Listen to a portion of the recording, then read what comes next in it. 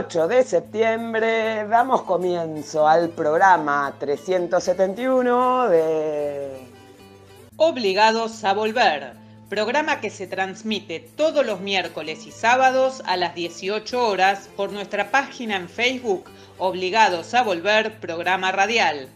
Obligados a Volver, un análisis de la realidad argentina y mundial, desde nuestra mirada que es nacional, popular, democrática, feminista, latinoamericanista, ambientalista y plurinacional. Obligados a volver porque, como dijo el general San Martín, cuando la patria está en peligro, todo está permitido excepto no defenderla. Recordando y reivindicando además nuestras consignas fundacionales: lealtad a Perón, Cristina Conducción. Dirección Norberto Raful y Consejo de Columnistas y Asesores. Locución, quien les habla, Irene Ring. En la operación técnica, Nicolás Rearte. A continuación, Norberto nos comentará, como suele hacerlo, el temario de nuestro programa de hoy. Buenas tardes, Norberto. Buenas tardes, Irene. Buenas tardes a todos, todas y todes los oyentes de Obligados a Volver. Programa número 371, que corresponde al miércoles 28 de septiembre y, como es habitual, lo organizamos en dos bloques. El primer bloque se inicia con las efemérides históricas que prepara Edgardo Margiota.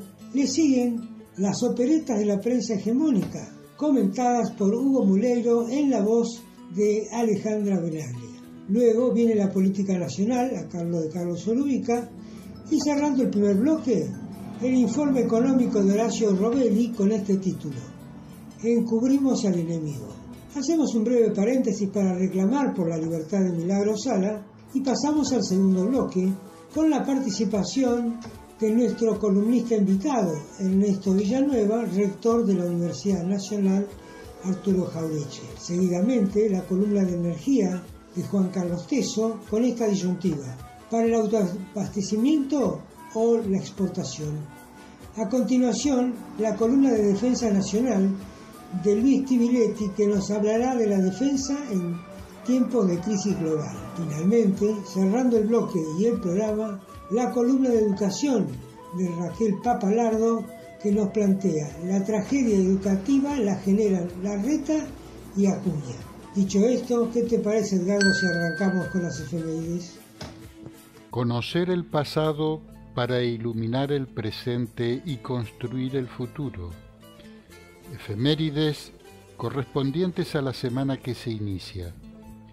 28 de septiembre de 1951. Es abortado el golpe del general Benjamín Menéndez contra el presidente Perón. El gran apoyo popular a Perón se traduce en una manifestación obrera que ocupa toda la Plaza de Mayo y calles adyacentes. 28 de septiembre de 1966. Un grupo de compañeros, liderados por Dardo Cabo, que se autodesignan de la Nueva Argentina, desvía un avión de Aerolíneas Argentinas hacia las Malvinas, donde aterriza. Allí, izan el pabellón nacional como una manera de reafirmar nuestra soberanía sobre las islas. La operación, que se cumple en 36 horas, es denominada por sus actores Operativo Cóndor. El gobierno de Onganía arresta a los compañeros. 30 de septiembre de 1946, el presidente Juan Domingo Perón presenta el primer plan quinquenal para el período 1947-1951, preparado bajo la dirección del secretario técnico de la Presidencia, José Figuerola. Será el primer intento de planificación del desarrollo económico y social de la Argentina en beneficio del pueblo, en conformidad con el nuevo papel asignado al Estado en esa materia. 2 de octubre de 1994, muere en Buenos Aires el político, historiador y periodista Jorge Abelardo Ramos, inspirador y figura emblemática de la corriente político-ideológica que dio en llamarse Izquierda Nacional.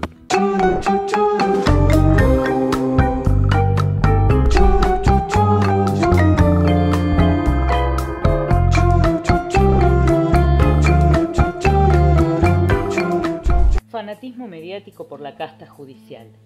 Por Hugo Muleiro. Voz, Alejandra Benaglia. El rechazo terminante y sin fisuras de la oposición mediática al proyecto de ampliación de la Corte Suprema se inscribe en el diario combate al kirchnerismo y en particular a la vicepresidenta, pero conlleva como objetivo y mensaje de fondo el desconocimiento de la potestad de las y los legisladores que surgen del voto popular de introducir cambios institucionales para los cuales están facultados expresamente. Pese al rechazo opositor, el cristinismo insiste con la reforma. Claro, tituló Clarín el jueves, en una asombrosa reinterpretación de las lógicas del Congreso para tomar iniciativas, debatirlas y que se resuelva según la mayoría. Es una toma de posición que está muy por encima del desacuerdo con la reforma de la Corte y que la oposición mediática diseñó en términos que luego fueron repetidos por Juntos por el Cambio, con definiciones como embestida y ataque a la cacareada independencia de la justicia. Lo que confirma esta postura es una reformulación del poder político y las instituciones que lo expresan. Es el mecanismo que permite liquidar una ley aprobada por el Congreso, como la que dio la nueva estructura al Consejo de la Magistratura, y que los Supremos abatieron con un tiempismo vergonzoso para apropiarse además de la presidencia de esa institución. También la confirma el encubrimiento editorial a cada uno de los estropicios de la casta judicial y la exaltación fanatizada de fiscales y jueces como los que ya tienen preparada la condena a Cristina Kirchner en la causa por la obra pública, como máximo en 2 meses, según reiteró La Nación. En tanto, la cobertura del avance desmañado de la investigación por el intento de magnicidio del 1 de septiembre tiene como rasgo central en Clarín, La Nación e Infobae la negación de conexiones e inspiraciones políticas del grupo graciosamente llamado Los Copitos. La fuerza de los hechos los obligó a incluir a regañadientes y en espacios marginales y esporádicos la mención de los abogados al servicio del PRO en defensa de los acusados. Con alguna excepción, como la de Carlos Pañi, quien en su ocasional postura de disidencia con la línea editorial de La Nación se preguntó con talante chistoso cuántos copitos hay que vender para pagarles a esos letrados. Unanimidad editorial también para pronosticar que la reforma de la Corte Suprema no pasará en diputados, pero, por las dudas, ya ocupó buen espacio la lista de nombres y rostros de legisladores que no son de los bloques principales y cuya postura puede facilitar o impedir una sesión. A pesar del manifiesto fracaso de Sergio Massa en la lucha contra la inflación, el ministro sigue gozando de cierta protección informativa y de opinión. Está aplicando un ajuste, escribió La Nación el martes. Y si bien es insuficiente, hay que ver hasta cuándo Cristina Kirchner sigue sin pronunciarse sobre sus políticas. Ese diario, otra vez con Pañi, paladeó un quiebre a fin de año dentro del Frente de Todos. También Clarín lanzó especulaciones en este tema. El viernes, Bonelli escribió que la decisión del Banco Central de impedir la compra de dólares a los ojeros que Massa benefició con una paridad privilegiada fue una iniciativa del mismísimo Alberto Fernández. El presidente, tipió, organizó el complot a su propio ministro. Después de Cristina Kirchner, el gobernador bonaerense Axel Kicillof es desde hace tiempo el blanco predilecto de la oposición mediática. Con vistas a 2023, comienzan a repetirse títulos en su contra, como los que lo tildan de principal beneficiario de una eventual suspensión de las PASO. Ya el lunes, Clarín lo describe en la tapa como agraciado receptor de fondos coparticipables. Estos despliegues dialogan con publicaciones anteriores, según las cuales hay encuestas que le atribuyen la posibilidad de reelección. El Mundo amaneció el lunes con la noticia del ascenso del neofascismo al poder político en Italia. Clarín, La Nación e Infobae discrepan este día en la calificación de Meloni entre derechista o el más potente ultraderechista, pero coinciden en no explorar ni describir las razones profundas de este desastre.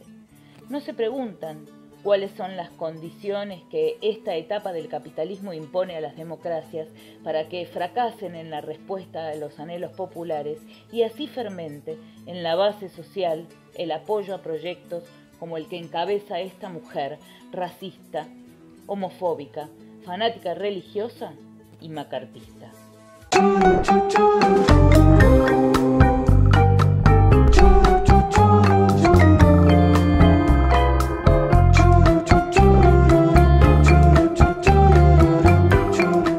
Hola, soy Carlos Solubica y voy a hablar de la política nacional. En el momento de realizar esta grabación es el lunes 26 de septiembre, pasada las 15:30. Me intriga saber cómo harán los jueces del Tribunal Oral de la Causa Vialidad para condenar a Cristina. Porque luego del alegato de los fiscales y del alegato de la defensa de la vicepresidenta de la Nación, incluyendo su propia exposición como abogada de sí misma, es prácticamente imposible encontrar siquiera un clavo ardiente del que puedan agarrarse para fundamentar un fallo que se presume será condenatorio. A lo largo de los más de 3 años del juicio, no hubo testigos, ni expedientes, ni auditorías que demostraran maniobras delictivas. Todos los presupuestos de obras viales resultaron aprobadas por ambas cámaras del Congreso Nacional y la oposición en su conjunto no reprochó absolutamente nada sobre las partidas para Santa Cruz. No hubo testigos que reconocieran haber recibido órdenes de Cristina ni de funcionario alguno para favorecer a Lázaro Báez. La vicepresidenta no aparece en ninguna comunicación directa o mencionada con nombre y apellido, a pesar de la maniobra vergonzosa de introducir en la instancia de alegatos mensajes seleccionados de José López. No se probaron sobreprecios. En el colmo del disparate, los fiscales argumentaron que Cristina no podía no saber. En otras palabras, resulta que el fundamento clave para incriminarla es el cargo que desempeñaba y no su actuación. Seguramente una acusación absurda y sin precedentes. Tan contundente fue el contraste entre la insolvencia lamentable de los fiscales que dan vergüenza ajena y el brillante desempeño expositivo de la defensa que los mismos opinadores y especialistas del conglomerado mediático anti-K reconocen la dificultad para inculparla. Dicen que los ilícitos existieron porque se les canta a ellos que así fue, pero admiten que no hay forma de probar la implicación de la vicepresidenta. Si según cuentan en estos días el propio fiscal Luciani anda quejándose en privado porque siente que lo dejaron solo, aquello por lo que siempre clamaba a Bernardo Neustadt al final de sus programas para que no le ocurriera a él. Y bueno, parece que lo del representante del Ministerio Público fue tan lamentable que ni sus mandantes están dispuestos a bancarlo públicamente. También hay que reconocer que no tenía demasiado de dónde escarbar, porque una cosa es mentir descaradamente a la opinión pública y otra muy distinta sustanciar prueba en un juicio. Si no estuviéramos hablando de Comodoro Pro, una cancha siempre inclinada en contra nuestra, este juicio caminaría derechito y sin escalas a la absolución.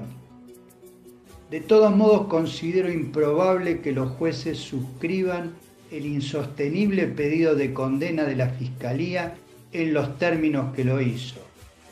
Jefa de una asociación ilícita, 12 años de prisión e inhabilitación perpetua para el ejercicio de cargos públicos. Tal vez le caigan con el delito de haber defraudado a la administración pública, pero con este Poder Judicial nunca se sabe, considerando que han trastocado el basamento del derecho penal, que es el principio de inocencia hasta que se demuestre lo contrario. Aquí y ahora, para los peronistas y o kirchneristas, es al revés. El acusado debe demostrar su inocencia, y aun si lo hace, será condenado igual. En cualquier escenario, tomando en cuenta además los tiempos de la justicia que padecemos, no veo posibilidades de que lleguen a proscribirla como eventual candidata el año próximo. No es el objetivo inmediato de la coalición política, económica, mediática y judicial opositora, como dijimos en alguna columna anterior. El verdadero propósito a corto plazo es continuar con la tarea de demolición del liderazgo principal del campo nacional y popular, cosa que les está costando concretar en su totalidad, muy a pesar de toda la artillería pesada que descargan diariamente sobre Cristina. Sin ánimo de hacer comparaciones, a Perón, cuanto más lo persiguieron, más lo fortalecieron. Dicho sea de paso, al general también intentaron asesinarlo antes de derrocarlo con el criminal bombardeo a la Plaza de Mayo. Claro que, volviendo al tema de la persecución plena de saña contra la vicepresidenta, el clima de odio y violencia que generan con su campaña de desprestigio alienta intentos de magnicidio como el que vimos y del que después ninguna y ninguno de ellos se hace cargo. Loquitos sueltos dicen para desentenderse, pero vale la pena recordarles que a Kennedy también lo mató un supuesto loquito suelto, lo mismo que al primer ministro israelí Rabin. A veces me pregunto, viendo el grado de irresponsabilidad que muestran las y los personeros de la oposición, si tienen idea del abismo al que caeríamos, ellos también, si la mataran a Cristina. Me despido de todas y todos con un fuerte abrazo.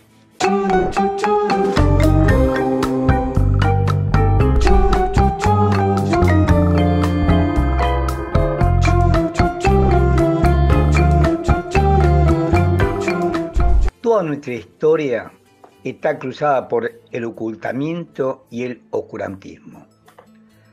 Desde la matanza de los indios, los asesinatos en la Patagonia trágica, los bombardeos en Plaza de Mayo de 1955, los desaparecidos en las dictaduras, las muertes y la derrota en las Malvinas, y siempre con el fin de preservar al victimario, a quien más de una vez se lo pondera e idolatra. Es más, se le ponen sus nombres a pueblos, calles y plazas, y eso es porque benefició al sector social dominante. En el caso de la deuda contraída por el gobierno de Cambiemos, pasa exactamente lo mismo. Fue investigada por el Banco Central y el Banco Central determinó que los más de 100.000 millones de dólares de endeudamiento de la gestión de Macri, unos 86.200 millones de dólares fueron comprados por 6.700.000 personas físicas y 85.000 empresas. Resulta que los 100 mayores compradores entre las empresas, que lo hicieron por 24.679 millones de dólares, no pueden demostrar en sus balances, ninguna de las 100 empresas pueden demostrar en sus balances de dónde sacaron los recursos para comprar la cantidad de dólares que compraron. Y con las 100 personas que compraron 882 millones de dólares, pasa exactamente lo mismo. Ninguno tiene en sus declaraciones juradas presentadas ante el fisco, pueden demostrar ¿Dónde sacaron los recursos para comprar los 882 millones de dólares? En las personas estamos hablando de Néstor Hick y su familia de Santiago del Estero, que compraron 29 millones de dólares. El tucumano Emilio Luque, que compró 17.800.000 dólares. También está la familia Eskenazi, más de 44 millones de dólares. Claudio Velocopit de Swin Medical, los Werten, que son socios BlackRock en Pampa Energía. Mauricio Filiberti, socio de Vilas y Manzano en Edenor. Ninguno puede en su declaración jurada demostrar cómo hicieron para comprar los dólares que compraron. Por lo tanto, la deuda fue investigada, pero no se determinó lo principal. Se sabe quiénes fueron, pero no dicen con qué recursos se compraron las divisas. El manto del olvido es tal que desde el 10 de diciembre del 2019 se pagan los intereses de esa deuda, tanto al FMI como a los bonistas, que son los tenedores de títulos de deuda pública, y se lo paga con el presupuesto de la Administración Nacional. No dudaron en suspender la cuarta cuota del IFE, el ingreso familiar de emergencia, en plena pandemia, en diciembre del 2020, para poder pagar, para utilizar esa plata para comprar los dólares para pagar la deuda. O de ajustar el gasto público, sobre todo la obra pública, que cayó a niveles de piso. Recordemos que la obra pública representaba entre el 15 al 16% del gasto total durante los 12 años del gobierno del kirchnerismo.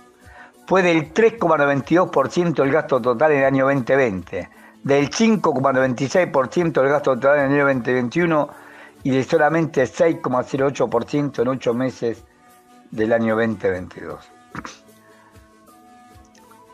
Han fijado una jubilación mínima y una jubilación que es menor, inclusive la canasta básica total. La jubilación mínima en el mes de agosto fue de 37.525 pesos y gran cantidad de jubilados cobra la mínima o un poco más de la mínima, 37.525 pesos, y el mismo INDEC determina que la canasta básica para un adulto es de 38.756 pesos.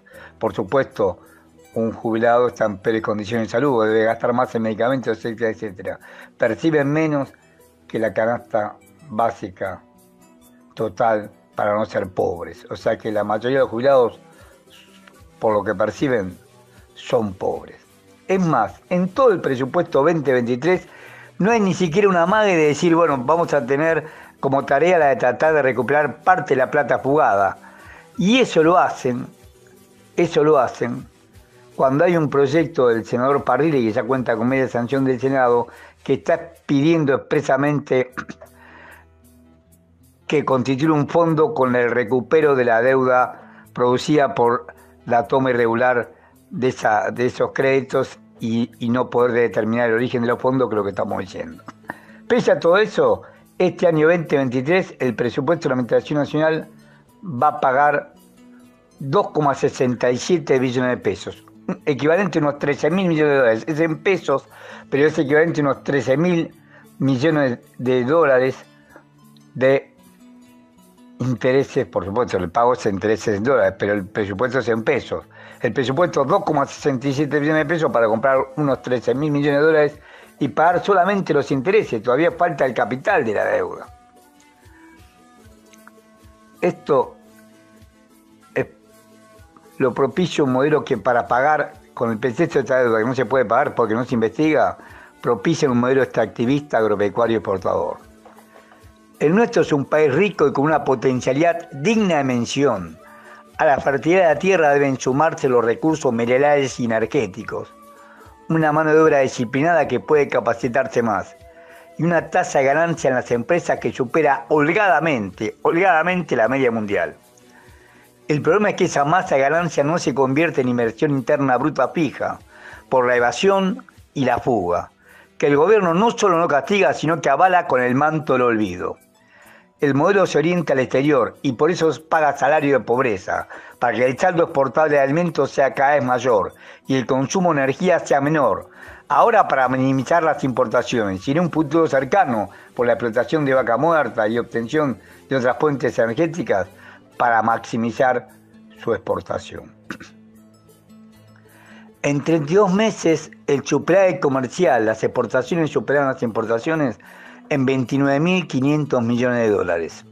31, no podemos tomar diciembre porque asumimos el 10 de diciembre, pero desde el 1 de enero del 2020 hasta el 31 de agosto del 2022, las exportaciones superan las importaciones en 29.500 millones de dólares.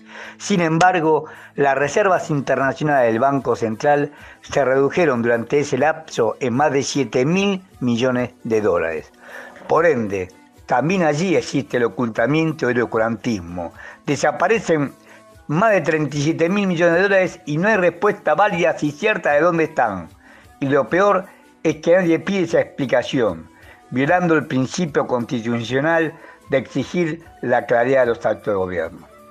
Por eso, antes que nada hay que suspender todo pago al exterior hasta que no se investigue qué se hizo durante el gobierno de Cambiemos con la deuda contraída, ante las claras y evidentes pruebas de evasión y fuga. Y segundo, decretar la emergencia cambiaria en base al decreto 2581 de 1964 de la presidencia del doctor Arturo Illia, que fue inclusive repuesto por Duhalde y continuado por Néstor Kirchner. Declarar sujeto a embargo a todo activo, tanto en territorio nacional como extranjero, que no haya sido declarado y pagado el impuesto respectivo. Solamente con un perro de control cambiario y solamente suspendiendo el pago de la deuda podemos ponernos de pie.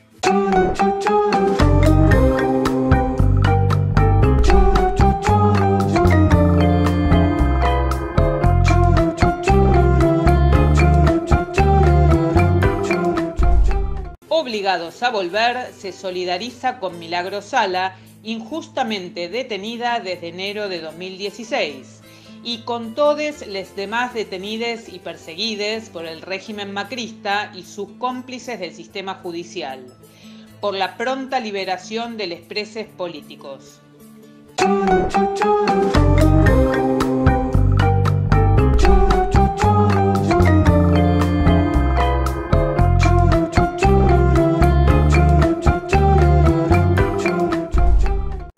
Buenos días. Creo que un buen punto de partida para un análisis político de la coyuntura argentina de estos días es pensar que la derecha, la reacción, comenzó a distribuir la herencia que dejaba este gobierno, pensando que el gobierno ya había muerto. Pero resulta que, cierto que desfalleciente, con inmensos problemas, no murió. Y entonces hoy vivimos una situación paradójica. La derecha, que tenía absolutamente todo preparado, incluso el tema de la proscripción cierta de Cristina, hoy vive una situación compleja. Por primera vez, yo creo que en un año, poco más de un año, la iniciativa no está en manos de la derecha. Cuando observamos incluso los títulos de los medios hegemónicos, encontramos que son títulos mucho más a la defensiva que hace muy poquito tiempo, que hace un mes y medio. Quizá en ese tema han incidido varias cuestiones. Por un lado, a mi juicio, que es muy importante, la posición de los Estados Unidos. La embajada, como se dice habitualmente, tiene un papel muy activo en estos días, explícito. Busquen una coalición ya mismo. Esto es un llamado de ir hacia el centro, no hacia los extremos, lo que no condice con las peleas internas dentro del PRO. Junto con eso, el apoyo, no en un 100% como le gustaría al ministro de Economía argentino, pero sí en una proporción importante, el apoyo a la continuidad del gobierno y de tenderle una mano de modo tal que la política económica pueda seguir. A eso se le agrega que esta política económica que encara Sergio Massa no tiene grandes diferencias con lo que sería una derecha racional. recorte del gasto público, cumplimiento a rajatabla de los compromisos con el Fondo Monetario, por supuesto mayor nivel de estrictez respecto de las picardías que hacen un conjunto de corporaciones, pero a la vez un plan de trabajo en donde el salario va quedando demorado frente al proceso inflacionario. Sergio Massa ha tenido un relativo éxito en todos esos planos, excepto en el central, que a los ojos de la población es más que central, es vital. ¿Cuál es el de la inflación? Hasta ahora no hay una respuesta en ese plano, pero al adoptar medidas que se emparentan muchísimo con lo que plantea la ortodoxia económica, hay poco espacio para que la oposición proteste. ¿Qué puedo decir? Recortemos la emisión monetaria. Totalmente de acuerdo. Elevemos las tasas de interés. Es lo que hemos acordado con el Fondo Monetario, etcétera, etcétera, etcétera.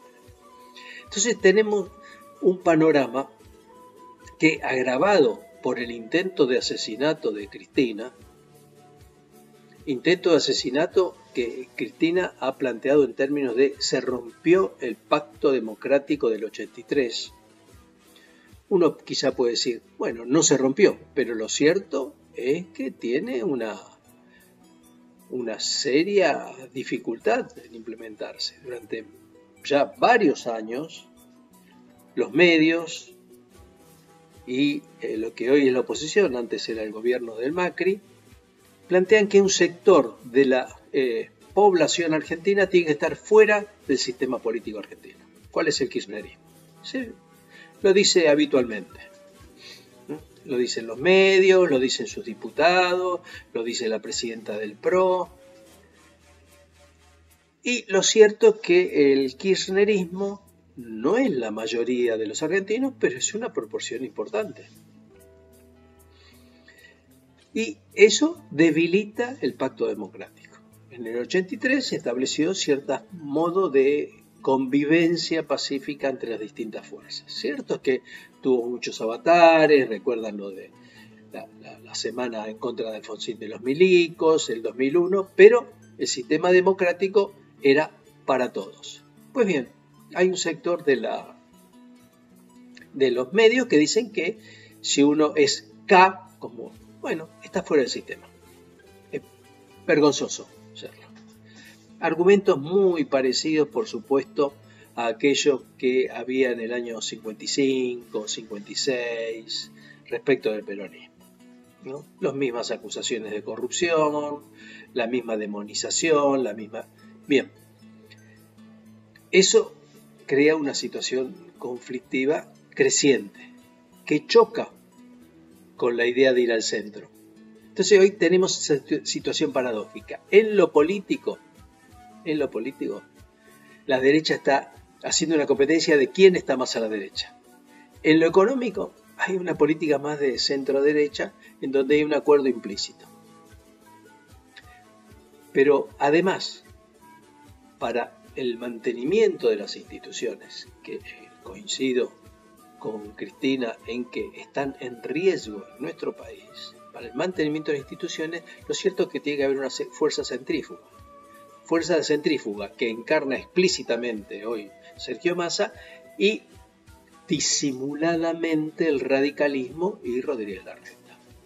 Pero no queda claro que esta situación de la oposición finalmente triunfe en los moderados. Hay una radicalización de la derecha innegable. Producto de la política de los medios, producto de la desazón con las promesas políticas de nuestro gobierno que efectivamente no ha podido cumplir. Los gobiernos nacional populares se legitiman, ganan las elecciones por la promesa de una mejora de la situación del pueblo y se legitiman cuando lo logran. Bien, nuestro gobierno no ha logrado eso durante este tiempo. La pandemia, cierta timidez en sus medidas, un hincapié exclusivo en el tema de la deuda, en fin, 1000 temas. Pero lo cierto es que estamos dejando hasta la fecha una promesa incumplida. Eso es lo que ha hecho retraer al electorado nuestro. La derecha, desde el punto de vista de la cantidad de votantes, no se incrementó, pero nosotros hemos reducido mucho. Queda en las manos, por un lado, de Massa, con una situación de mejora económica, que recuperemos esos votantes, y queda en manos de Cristina y del kirchnerismo la capacidad de elaborar una nueva promesa de futuro para el país, que esta es otra de las grandes debilidades que ha tenido desgraciadamente nuestro gobierno. Un manejo prudente de las cosas, pero ninguna promesa de futuro grande, importante, un mito que acompañara, tal como fue el kirchnerismo, tal como fue el peronismo en una primera etapa. Sin una propuesta explícita de cambio estructural de nuestro país, es difícil que los grandes sectores populares tengan una política de movilización importante. Estamos en esa situación. Las próximas semanas veremos si gana Lula en primera vuelta, lo cual puede ser una cosa muy interesante para nuestro país, y veremos si el proceso inflacionario se logra atenuar y debilitar. Por hoy nada más, gracias.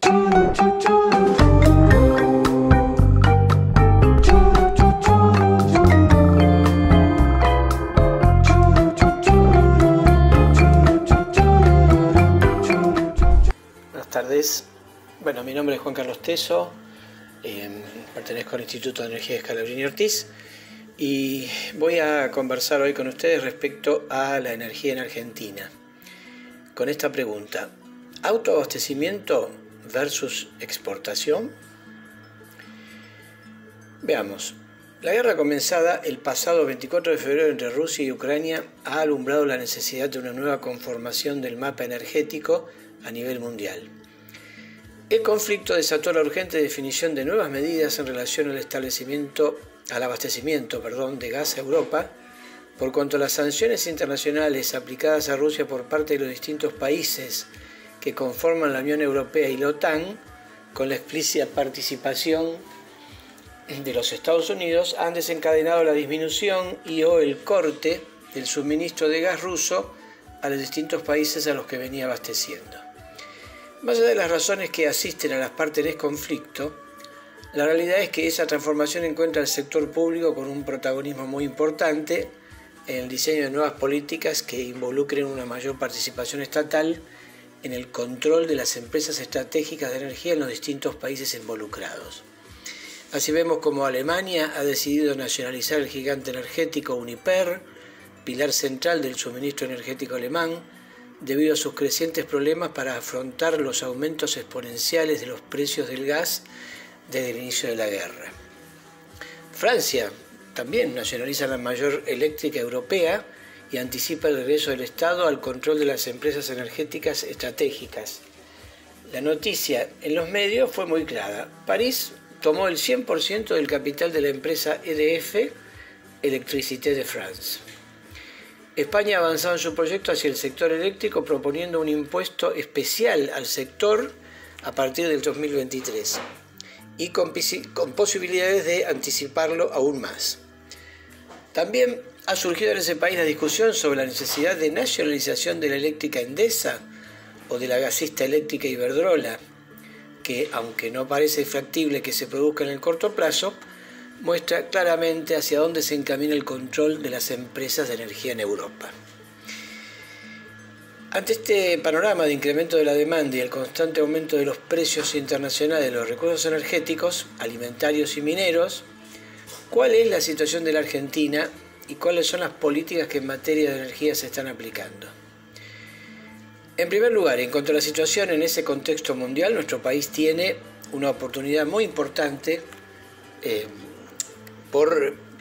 para abastecer esa demanda, por cuanto posee en abundancia dichos recursos y puede obtener las divisas que se obtengan con las exportaciones, tan necesarias en medio de una situación económica tan complicada como la que padecemos, como producto de, entre otras causas, del endeudamiento irresponsable y gigantesco al que nos sometió el gobierno de Macri.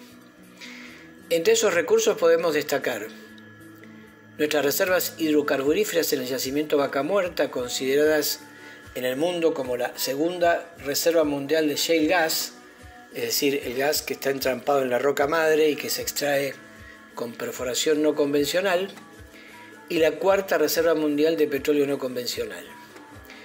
En tal sentido es necesario destacar la importancia de la construcción recientemente iniciada del gasoducto Néstor Kirchner, primer tramo entre Tratayén en la provincia de Neuquén y Salliqueló, provincia de Buenos Aires, y el segundo tramo hasta San Jerónimo, provincia de Santa Fe, que nos va a permitir avanzar hacia nuestro autoabastecimiento gasífero y a terminar con las importaciones estacionales por vía de los costosos barcos de GNL que nos producen una sangría en los recursos del Estado del orden de unos 5.000 millones de dólares anuales. Asimismo, la ampliación del oleoducto del Valle entre Tratayén y Bahía Blanca y la rehabilitación del oleoducto transandiano hacia Chile tiene los mismos objetivos señalados. Nuestra reserva de litio en el norte de nuestro país, en el llamado Triángulo del Litio, integrado por Bolivia, Chile y la Argentina, es sabido que el carbonato de litio es considerado mundialmente como uno de los principales insumos en el actual proceso de transición energética, ya que se utiliza para la fabricación de baterías para celulares y todo tipo de vehículos eléctricos, entre otros usos extendidos de almacenamiento energético y como respaldo para la estabilidad de las energías renovables. Ahora bien, en relación a las políticas energéticas que se están aplicando desde nuestro gobierno, vemos que en relación a las estatizaciones mencionadas, estamos más que lejos de tener ese tipo de control estatal luego de las privatizaciones efectuadas durante el menemismo. Salvo excepciones como la mayoría accionaria en YPF, el manejo total de NARSA, Yacyretá en el tema hidráulico, Nucleoeléctrica Argentina, NASA, con sus proyectos de centrales nucleares con financiación china, INVAP y su avance en tecnologías satelitales y diferentes empresas de energía provinciales, el resto del sector energético sigue teniendo el manejo de las corporaciones.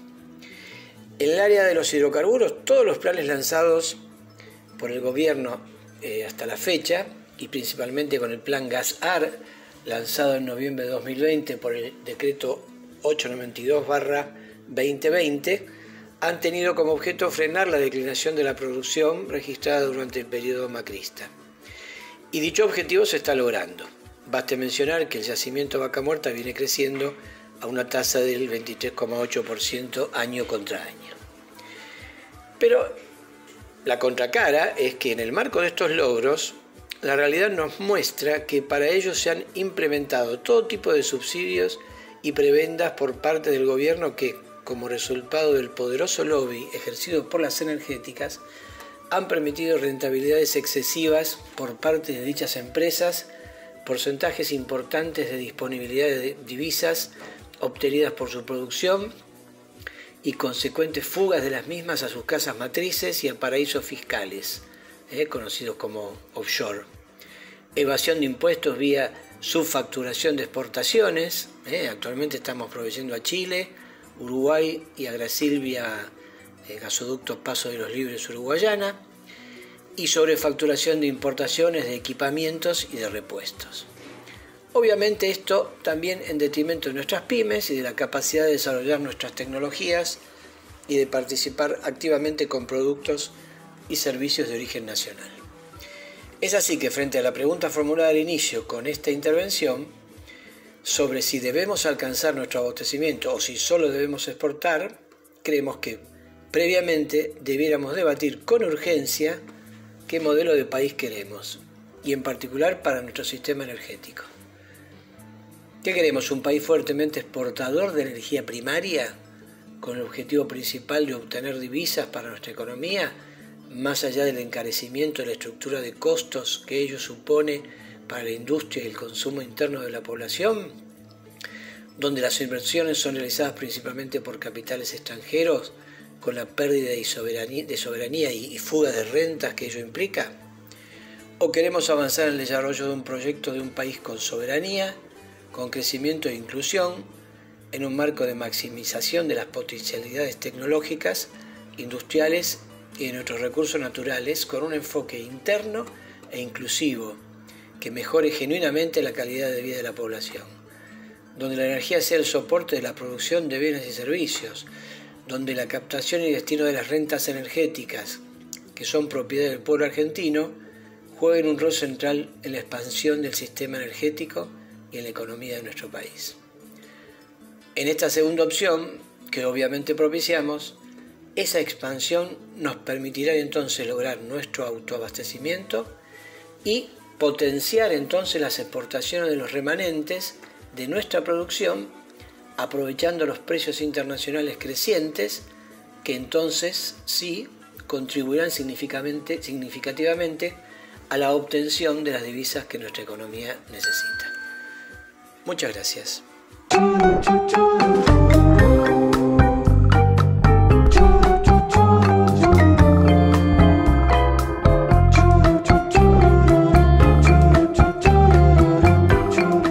Nuevamente muy agradecido por la deferencia de Norberto y Edgardo de invitarme a volver a comentar temas de defensa en Obligados a Volver.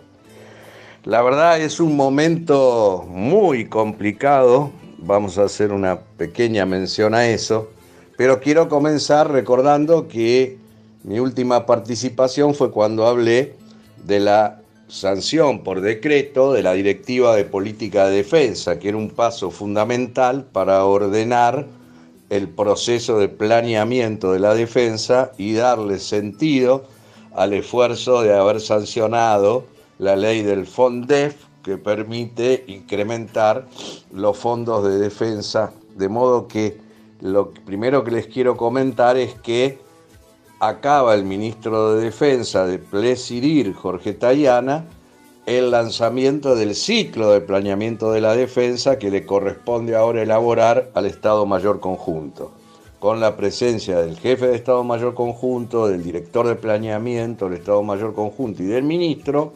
Se dio inicio a lo que significa todo el ciclo que va a determinar qué tipo de Fuerzas Armadas vamos a tener, con qué despliegue, con qué prioridades, con qué medios, mientras el FONDEF se dedica a temas muy puntuales y específicos, como la recuperación de todas las capacidades que habíamos adquirido en materia de desarrollo, por ejemplo, de drones y otros elementos, radares y demás, y que había sido groseramente discontinuado durante el ciclo neoliberal macrista.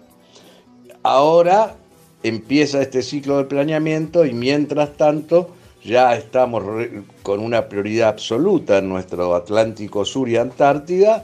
Estamos en el proceso de reconstrucción de la base Petriel, que había sido abandonada hace más de 30 años en la Antártida, de la creación del polo logístico en Ushuaia para mejorar nuestra capacidad de acceso y la creación de la primera unidad militar conjunta precisamente en Río Grande como una forma de demostrar dónde están nuestras prioridades estratégicas. Ahora, como les dije, esto está en el marco de un momento internacional, global, terriblemente difícil. Yo recomiendo a todos siempre que lean a un autor sociólogo alemán, Wolfgang Strick, que después de la crisis del 2008, empezó a describir cómo iba a ser esta etapa donde el capitalismo neoliberal financiarizado destruyó a los estados y qué iba a suceder. Entonces él decía allí: estamos en un momento donde el liberalismo arrasó los estados, los gobiernos, las fronteras, los sindicatos y todas las fuerzas moderadoras. ¿Qué vendrá después de este neoliberalismo como una etapa del capitalismo? Y él habla de una sociedad postsocial con un interreño en el cual se generan fenómenos de entropía social y de desorden global, regional, local, estatal, municipal, en todos lados, desorden. Y queda una sociedad desintegrada, desinstitucionalizada e infragobernada. En esta realidad que hoy estamos viviendo es que hay que pensar también cómo se avanza para mantener algo que para nosotros en la región es básico y que es la zona de paz. esa zona de paz que logramos desde los fines de las dictaduras, terminar con las hipótesis de guerra cruzada y montar todo lo que fue UNASUR, el Consejo de Defensa Sudamericano, impidiendo todos los conflictos que se fueron presentando, hoy está en riesgo. Hoy Paraguay trae a los Estados Unidos a controlar la hidrovía en el territorio paraguayo, pero es la principal fuente de salida de la producción de Argentina, Brasil y Paraguay. Mientras un hombre de la izquierda como Petro llama a Estados Unidos a intervenir militarmente para apagar los incendios en la Amazonia, olvidándose que Venezuela es amazónica y que a los 2 minutos que aparezcan las tropas de Estados Unidos van a aparecer las rusas en la frontera venezolana de la Amazonia. O sea, estamos en un momento donde ideas estúpidas brotan por todos lados. Así que este es el contexto en el cual hay que seguir reflexionando y estando atento a la problemática de la defensa. Les mando un gran abrazo y muchas gracias nuevamente.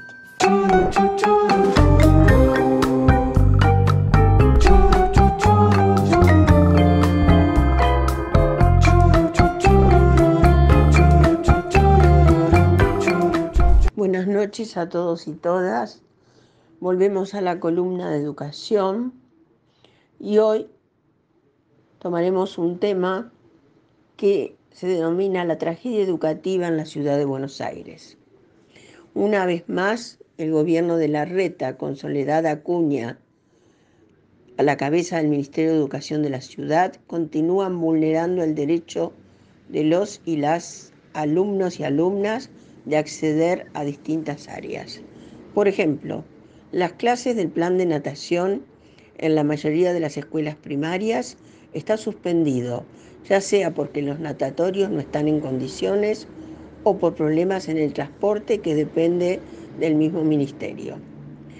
Cambio de modalidad de jornada simple a jornada completa en el nivel primario, sin consultar a la comunidad educativa. Hay estudiantes que realizan otras actividades fuera de la escuela en el contraturno. Faltan vacantes para el nivel inicial, que esto ya lo sabemos de hace mucho tiempo. Quita del Palacio Ceci a la comunidad educativa de sordos. 90 años concurría esa comunidad educativa al Palacio Ceci. Si es cierre de las escuelas especiales para los jóvenes discapacitados mayores de 22 años. Calidad y cantidad de las viandas en las escuelas que mayoritariamente no tienen comedores. Problemas de infraestructura. A todo esto se suma que el día viernes 23, a partir de las 18:30, el nivel medio de la Escuela Mariano Acosta ha tomado las instalaciones de la escuela. Sabemos que la toma es una medida extrema y responde a la falta de vínculo y decisiones dialogadas entre el Ministerio de Educación de la ciudad, cuya ministra, como ya lo dije, es Soledad Acuña, y que justamente no es docente, con directivos, docentes y estudiantes que se oponen a este engendro de la secundaria del futuro. Dentro de la secundaria del futuro está la implementación de las ACAP, que son las actividades de aproximación al mundo del trabajo, que forma parte de esta orientación o de esta secundaria del futuro, que viene implementándose desde el 2018 y afecta especialmente a las escuelas públicas y que genera una baja de la calidad educativa. En los quintos años se suma un espacio de tiempo que se quita a las materias teóricas, especialmente a las humanidades, para desarrollar las pasantías laborales en empresas que en la mayoría de los casos no aportan a los aprendizajes porque no están relacionadas con las orientaciones o intereses de los alumnos, alumnas, ni tampoco tienen evaluación ni tutor pedagógico. Esta es una de las causales de la toma. se agregan otras: problemas de infraestructura, las viandas escasas y de mala calidad, la falta de un comedor, ya que están en la escuela 3 veces por semana, más de 10 horas, y deben comer en los patios y en las escaleras.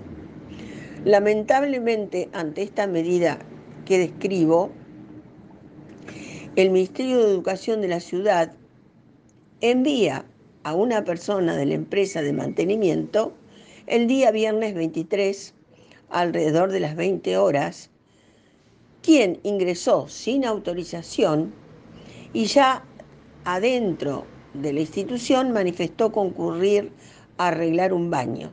Sin embargo, destruyó el candado que permite el ingreso a la sala de máquinas y desconectó un cable fundamental del tablero general de luz que dejó sin suministro a toda la escuela durante la noche del viernes, del sábado durante todo el día y por la noche aproximadamente a las 23 horas, aparentemente la Defensoría habría permitido dar luz.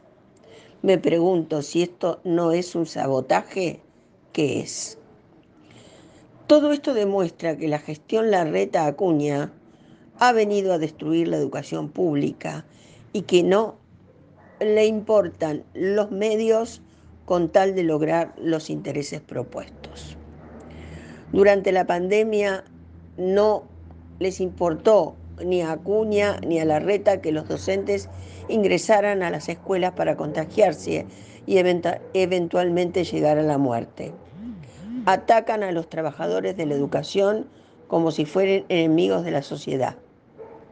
Por eso afirmo, Larreta, Acuña son la tragedia educativa en la ciudad más rica del país. Buenas noches, gracias y hasta la próxima.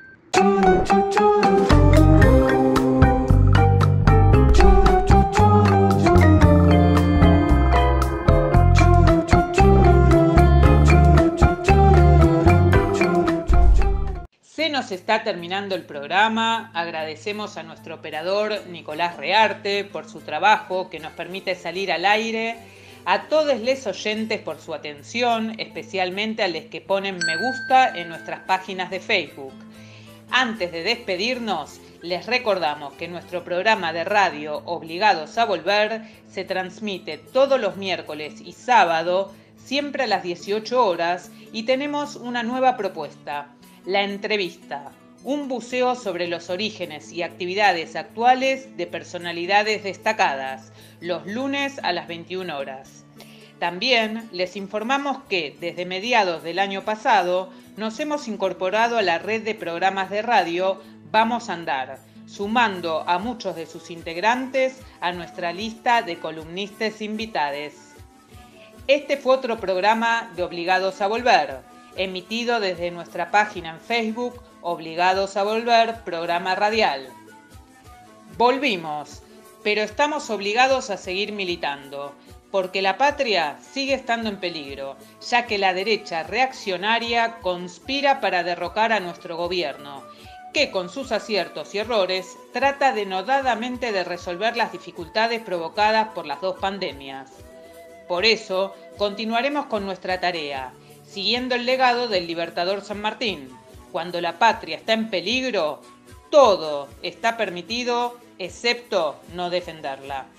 Recordando y reivindicando nuestras consignas fundacionales. Lealtad a Perón, Cristina Conducción.